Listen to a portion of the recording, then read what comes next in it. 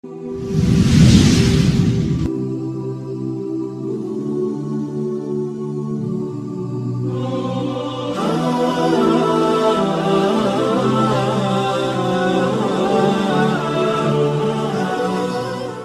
علیکم ورحمۃ اللہ وبرکاتہ۔ الحمد للہ رب العالمین، والصلاة والسلام على اشرف الانبیاء والمرسلین، نبینا محمد صلی اللہ علیہ وسلم وعلى آلہ وصحبہ اجمعین، اما بعد، فاعوذ باللہ السمیع العلیم من الشیطان الرجیم،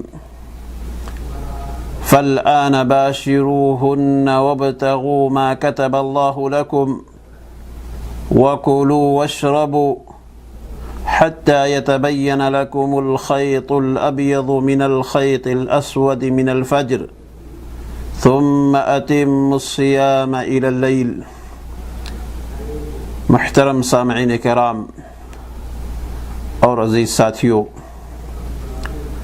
اللہ تعالیٰ کی حمد و ثنا، اس کی عظمت و کبریائی ہم تمام انسانوں کے لیے لائق و سزاوار ہے، جس نے ہمیں اس دنیا کے اندر پیدا کیا، ہمیں بہت ساری نعمتوں سے مالا مال کیا، اور انہی نعمتوں میں سے ایک سب سے اہم نعمت جو چند دنوں کے بعد ہمارے اوپر سایہ فگن کرنے والی ہے، وہ ماہ رمضان المبارک ہے۔ اس کے بعد پیارے حبیب احمد مجتبیٰ جناب محمد رسول اللہ صلی اللہ علیہ وسلم کی ذات گرامی پر بے شمار اور لاکھوں درود و سلام نازل ہو۔ محترم ساتھیوں، ماہ رمضان کی آمد ہے، ہر طرف خوشیاں ہی خوشیاں ہیں۔ اس ماہ کے اندر سالوں کا سویا ہوا انسان بھی اللہ کی عبادت کی طرف، نماز تراویح کی طرف اور بہت ساری عبادتوں کی طرف اپنے آپ کو مائل کر لیتا ہے۔ لیکن دوستو، رمضان کے جو آداب ہیں، روزے کے جو آداب ہیں، روزے کے جو شروط ہیں، ان آداب اور شروط کی جانکاری ہم تمام لوگوں کے لیے بہت ضروری ہے۔ انہی آداب میں سے ایک ادب یہ بھی ہے کہ ہم روزہ کس طریقے سے رکھیں، اور وہ کون سے ایسے اعمال ہیں کہ جن کے ذریعے سے ہمارے روزے کے اندر کمی واقع ہو سکتی ہے، ہمارا روزہ خراب ہو سکتا ہے، ہمارا روزہ باطل ہو سکتا ہے، ہمارا روزہ فاسد ہو سکتا ہے۔ چنانچہ قرآن کریم کی جو آیت کریمہ آپ کے سامنے تلاوت کرنے کا شرف حاصل کیا ہوں، اس کے اندر اللہ رب العزت نے ارشاد فرمایا، فَالْآنَ بَاشِرُوهُنَّ وَابْتَغُوا مَا كَتَبَ اللَّهُ لَكُمْ، اب تمہیں ان سے مباشرت کی اور اللہ تعالیٰ کی لکھی ہوئی چیز کو تلاش کرنے کی اجازت ہے۔ وَكُلُوا وَاشْرَبُوا، تم کھاتے پیتے رہو یہاں تک کہ صبح کا سفید دھاگا سیاہ دھاگے سے ظاہر ہو جائے، پھر رات تک روزے پورے کرو۔ یہ اللہ رب العالمین کا فرمان ہے۔ اس آیت کریمہ کے اندر ہمیں کھانے پینے اور دوسرے اور احکام کی طرف رہنمائی کی گئی ہے، لیکن آپ دیکھیں گے کہ ہمارا روزہ جن چیزوں سے باطل ہو جاتا ہے، جن چیزوں سے ٹوٹ جاتا ہے، وہ اہم چیزیں ہمارے سامنے، سب سے اہم چیز یہ ہے کہ ہم رمضان کے مہینے کے اندر روزے کی حالت میں اپنی بیوی سے ہم بستری کر لیں، جماع کر لیں۔ ایک چیز یہ ہے، ایسے ہی دوسری چیز کھانا اور پینا جان بوجھ کر کے ہم کھانا اور کھا لیں یا پی لیں، یہ بھی ہمارے روزے کو فاسد کر دیتا ہے، خراب کر دیتا ہے۔ اسی طریقے سے اگر کوئی شخص شہوت کے ساتھ منی کا خروج کرتا ہے، منی نکالتا ہے، تو ایسی صورت میں بھی اس کا روزہ خراب ہو جاتا ہے۔ اور وہ چیز جو انسان کے جسم کے اندر انجیکشن کی شکل میں، انجیکشن کے ذریعے سے انسان کے جسم کے اندر طاقت کے طور پر لگایا جائے، اس سے بھی انسان کے روزے کے اندر کمی واقع ہوتی ہے، بلکہ انسان کا روزہ ٹوٹ جاتا ہے۔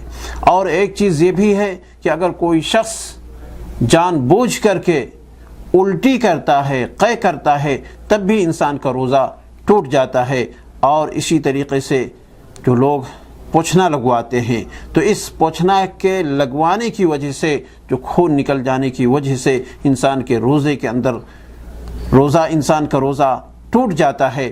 اور ایک چیز یہ بھی ہے کہ اگر جو عورتوں سے متعلق ہے کہ اگر عورتوں کو حیض کا خون آ جائے یا نفاس کی صورت پیدا ہو جائے، تو ایسی صورت میں یہ چیزیں انسان کے روزے کو خراب اور برباد کر دیتی ہیں۔ آئیے ایک ایک چیز کو ہم آپ کے سامنے عرض کرتے ہیں۔ مثال کے طور پر سب سے پہلی چیز کیا ہے؟ جماع ہے۔ جماع کے تعلق سے یہ بتایا جاتا ہے کہ اگر کسی شخص نے اپنی بیوی سے روزے رکھنے کی حالت میں جماع کر لیتا ہے، ایسی صورت میں اگر میاں اور بیوی دونوں راضی ہیں اس کام کے اندر، تو یہ کفارہ اس کے اوپر اس دن کی قضا اور پھر کفارہ مغلظہ ہے، اور یہ کفارہ دونوں کے اوپر ہوگا۔ ایسا نہیں ہے کہ بیوی اس سے نکل جائے گی اور شوہر ہی اکیلا اس کے اوپر رہے گا، نہیں، بلکہ دونوں آدمی اس کے اندر شامل ہوں گے۔ کفارہ کیا ہے؟ اللہ کے نبی جناب محمد رسول اللہ صلی اللہ علیہ وسلم کے پاس ایک شخص حاضر ہوتا ہے اور کہتا ہے کہ اللہ کے نبی، میں ہلاک ہو گیا، میں ہلاک ہو گیا۔ تو اللہ کے رسول صلی اللہ علیہ وسلم نے ارشاد فرمایا کہ بتاؤ مجھے کیا ہلاک ہو گئے، کیسے ہلاک ہو گئے؟ تو انہوں نے بتایا کہ میں رمضان کی حالت میں، روزے کی حالت میں اپنی بیوی سے جمع کر بیٹھا۔ اس حدیث کو امام بخاری، امام مسلم رحمۃ اللہ علیہ نے ذکر فرمایا۔ تو اللہ کے رسول صلی اللہ علیہ وسلم نے اس آدمی کو حکم دیا کفارے کا، جبکہ وہ شخص کفارے کے بارے میں اسے کوئی علم بھی نہیں تھا۔ تو ایسی صورت میں اللہ کے رسول صلی اللہ علیہ وسلم نے ارشاد فرمایا کہ آپ کے اوپر کفارہ واجب ہے۔ کفارہ کیا ہے؟ ایک غلام کو آزاد کیجیے۔ اس آدمی نے کہا کہ اللہ کے نبی، ہم یہ کام تو کر ہی نہیں سکتے، ہمارے پاس اتنی طاقت ہی نہیں ہے کہ ہم ایک غلام آزاد کر سکیں۔ آپ علیہ الصلوۃ والسلام نے ارشاد فرمایا ٹھیک ہے، اگر کفارہ یہ غلام آزاد نہیں کر سکتے ہو تو 2 مہینے پے در پے روزہ رکھو۔ اس آدمی نے کہا کہ یہ بھی ہمارے بس کی بات نہیں ہے، میں تو بڑا کمزور آدمی ہوں، ہمارے پاس اتنی طاقت نہیں ہے کہ میں 2 مہینے پے در پے روزہ رکھ سکوں۔ تو اللہ کے رسول صلی اللہ علیہ وسلم نے تیسری صورت بیان فرمائی کہ آپ کے لیے یہ ہے کہ 60 مسکین کو کھانا کھلاؤ۔ تو اس آدمی نے کہا کہ اللہ کے نبی، میں بڑا مسکین آدمی ہوں، فقیر آدمی ہوں، میرے پاس کھانے پینے کی چیز نہیں ہے، تو میں 60 مسکین کو کیسے کھانا کھلاؤں گا؟ تو اللہ کے نبی جناب محمد رسول اللہ صلی اللہ علیہ وسلم نے ارشاد فرمایا ٹھیک ہے، بیٹھو، یہاں بیٹھو، انتظار کرو۔ چنانچہ ایسے موقع پر ایک صحابی رسول کھجور کا ایک بڑا گٹھر لے کر کے اللہ کے نبی جناب محمد رسول اللہ صلی اللہ علیہ وسلم کی خدمت میں حاضر ہوتے ہیں، اور آپ علیہ الصلوۃ والسلام کو ہدیے کے طور پر، تحفے کے طور پہ وہ کھجور کا ایک گٹھر پیش کرتا۔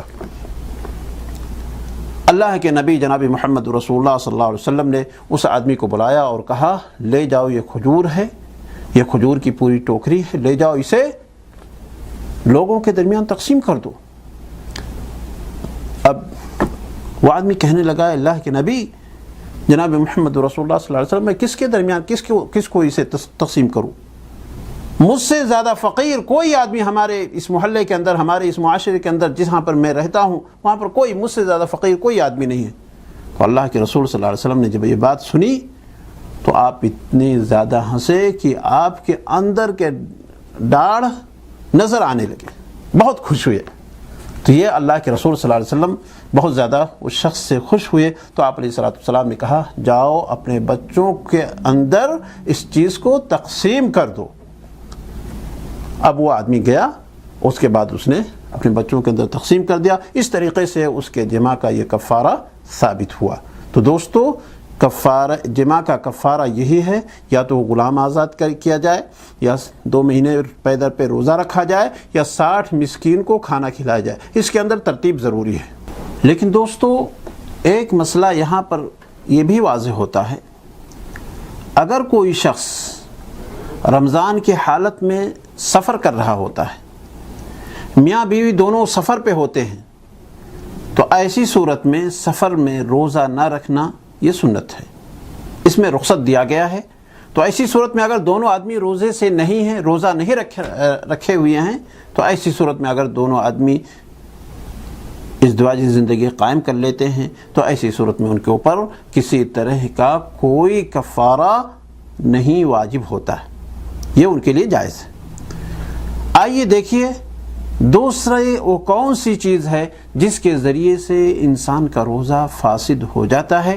تو اللہ کے نبی جناب محمد رسول اللہ صلی اللہ علیہ وسلم کا فرمان ہے کہ دوسری وہ چیز ہے کہ آدمی منی کو شہوت کے ساتھ نکالے، چاہے وہ استمنا بالید کرے، مشتزنی کرے، ہاتھوں کے ذریعے سے نکالے۔ تو اگر اس طریقے سے آدمی نکالتا ہے تو یہ بھی انسان کے روزے کو باطل کرا دیتا ہے۔ اللہ کے نبی جناب محمد رسول اللہ صلی اللہ علیہ وسلم کا فرمان ہے یدع طعامہ وشرابہ وشہوتہ من اجلی۔ دیکھیے کہ آدمی روزہ رکھتا ہے تو ایسی صورت میں کھانے پینے اور شہوت کو صرف اور صرف میری رضا مندی کے لیے کرتا ہے۔ اب اگر کوئی شخص اس چیز کو نکالتا ہے تو ایسی صورت میں وہ شخص مجرم ہوتا ہے اور اس طریقے سے اس کا روزہ خراب ہو جاتا ہے، اس کے روزہ باطل ہو جاتا ہے۔ اس لیے یہ چیز بھی انسان کے لیے بہت ہی اہم چیز ہے کہ آدمی روزے کی حالت میں ان چیزوں سے اپنے آپ کو دور رکھے۔ تیسری چیز کیا ہے؟ آدمی کھانا اور پینا، اگر جان بوجھ کر کے کوئی آدمی کھا پی لیتا ہے تو ایسی صورت میں انسان کا روزہ ٹوٹ جاتا ہے۔ اور ہر وہ چیز جو انسان کے جسم کے اندر چاہے وہ منہ کے ذریعے سے پہنچ رہی ہو، چاہے انجیکشن کے ذریعے سے پہنچ رہی ہو، اگر وہ غذائیت کا کام دے رہا ہے تو ایسی صورت میں یہ بھی چیز انسان کے روزے کو باطل کر دیتی ہیں۔ ان چیزوں سے بھی انسانوں کو بچنے کی ضرورت ہے۔ ایک اور چیز ہے جو انسان کے روزے کو خراب کرتی ہے اور باطل کرتی ہے، وہ یہ ہے کہ انسان جان بوجھ کر کے قے کرے۔ اگر کسی شخص کو بغیر کسی قصد و ارادے کے الٹی ہو جاتی ہے، قے آ جاتی ہے، تو ایسی صورت میں اس کا روزہ صحیح ہوتا ہے۔ چنانچہ حدیث شریف کے اندر آتا ہے، راوی حضرت ابو ہریرہ رضی اللہ تعالی عنہ ہیں، وہ بیان کرتے ہیں کہ آپ علیہ الصلوۃ والسلام نے ارشاد فرمایا من ذرعہ قیء وهو صائم فلیس علیہ قضاء وان استقاء فلیقضی۔ جس کو خود قے آ گئی، یعنی کسی وجہ سے، کسی پریشانی کی وجہ سے انسان کو خود بخود قے ہو گئی، الٹی ہو گئی، تو ایسی صورت میں اس کا روزہ صحیح ہو جاتا ہے، اس کے روزے کے اوپر کسی طرح کا کوئی نقص یا کمی یا فاسد نہیں ہوتا، اس پر قضاء کی ضرورت بھی نہیں ہے۔ اور اگر اس نے جان بوجھ کر کے یعنی انگلیاں منہ کے اندر ڈال کر کے اس نے آ کر کے اگر اس نے قے کر دیا، الٹی کر دیا، تو ایسی صورت میں اس کے لیے کہا گیا ہے فلیقضی، یعنی اسے چاہیے کہ وہ اس دن کی قضا کرے۔ اور روزہ توڑنے والی چیزوں میں سے دوستو حیض و نفاس کا آنا بھی ہے، کیونکہ آپ علیہ الصلوۃ والسلام سے جب پوچھا گیا اور آپ علیہ الصلوۃ والسلام سے جب پوچھا گیا کہ اگر روزے کی حالت میں حیض و نفاس کا خون آ جائے تو آپ نے فرمایا کہ اس سے روزہ ٹوٹ جاتا ہے، اس سے روزہ ٹوٹ جاتا ہے، چاہے وہ مغرب کی نماز سے کچھ پہلے یعنی اذان افطار کا وقت ہونے سے 2 منٹ 1 منٹ کچھ ہی پہلے اگر یہ صورت پیدا ہو جاتی ہے عورتوں کے ساتھ، تو ایسی صورت میں اس کا روزہ ختم ہو جاتا ہے، روزے کا ثواب اسے نہیں ملتا ہے۔ یہ بھی ایک چیز ہے جو انسان کے روزے کو خراب کر دیتی ہے۔ اور ایک چیز اور آپ کے سامنے میں عرض کرتا چلوں کہ سینگی کے ذریعے خون نکالنے سے بھی روزہ انسان کا ٹوٹ جاتا ہے، لیکن دوستو ایک چیز ذہن میں آپ رکھیں کہ بہت سارے مقامات پر یا بہت سارے اوقات میں ایسا بھی ہوتا ہے کہ خون کا ٹیسٹ لینے کے لیے، بلڈ کا ٹیسٹ کرنے کے لیے خون جسم سے تھوڑا نکالا جاتا ہے، تو جو خون نکالا جاتا ہے یا ٹیسٹ کے لیے خون نکالا جاتا ہے تو ایسی صورت میں اس سے روزہ انسان کا باطل نہیں ہوتا ہے۔ اور ایک چیز اور ہے، وہ یہ ہے کہ نکسیر پھوٹ جائے یا ایکسیڈنٹ کی وجہ سے کافی خون نکل جائے، اور ایسی صورت میں آدمی کو مزید خون کی ضرورت پڑ رہی ہو، بغیر خون کے اس کا کام نہیں چل رہا ہے، تو ایسی صورت میں خون کی کمی کو پورا کرنے کے لیے خون چڑھانے سے بھی روزہ ٹوٹ جاتا ہے۔ یہ چند وہ جگہیں تھیں یا یہ وہ چند اعمال تھے جن کے ذریعے سے انسان کے روزے کے اندر خرابی پیدا ہوتی ہے، لیکن دوستو اس کے لیے 3 شرطوں کا پایا جانا یا 3 چیزوں کا پایا جانا بہت ہی زیادہ ضروری ہے۔ سب سے پہلی چیز تو یہ ہے کہ جو آدمی روزہ رکھتا ہے اس کے لیے یہ ہے کہ وہ ان کام کا کرنے والا خود مختار ہو، کسی آدمی نے اس کے اوپر کوئی زور زبردستی نہ کیا ہو کہ نہیں تم کو کھانا ہے یا پینا ہے یا یہ کام کرنا ہے۔ اگر اس کے اوپر زبردستی کی گئی ہے، وہ شخص مکرہ ہے یا اسے مجبور کیا گیا ہے، تو ایسی صورت میں اس کا روزہ فاسد نہیں ہوگا۔ دوسری شرط یہ ہے کہ جو کام کر رہا ہے اس کے بارے میں اسے اس کا علم ہو، ایسا نہیں کہ اگر جاہل ہے تو ایسی صورت میں اللہ رب العالمین نے اسے معاف فرما رکھا ہے۔ اللہ تعالیٰ نے ارشاد فرمایا ربنا لا تؤاخذنا ان نسینا او اخطانا۔ اللہ رب العالمین نے حکم صادر فرمایا، معاف فرمایا کہ اگر کسی شخص سے ایسا ہو گیا یا اگر اے ہمارے رب اگر ہم بھول گئے ہوں یا خطا کی ہو تو ہمیں نہ پکڑنا، یعنی اس طریقے سے یہ چیز اگر ہوئی ہے تو اللہ رب العالمین اسے معاف فرمائے گا۔ اور تیسری شرط یہ پائی جاتی ہے کہ وہ آدمی عقل مند ہو، اس کا دل و دماغ بالکل صحیح ہو، پاگل نہ ہو، تو ایسی صورت میں اگر اس سے یہ چیز واقع ہوتی ہے تو یہ چیز یہ روزے کو ختم کرنے والی چیز ہوگی۔ اللہ رب العالمین سے دعا ہے کہ اللہ تعالی ہمیں اور آپ کو ان باتوں پر عمل کرنے کی توفیق عطا فرمائے، اور رمضان کے مہینے کے اندر جو ہمارے روزوں کو خراب کرنے والی چیزیں ہیں، اللہ تعالی ہم تمام مسلمانوں کو ان تمام چیزوں سے دور رہنے کی توفیق عطا فرمائے۔ وآخر دعوانا ان الحمد للہ رب العالمین۔ مكتب الدعوة والإرشاد وتوعية الجاليات بشمال الرياض، نحن بكم.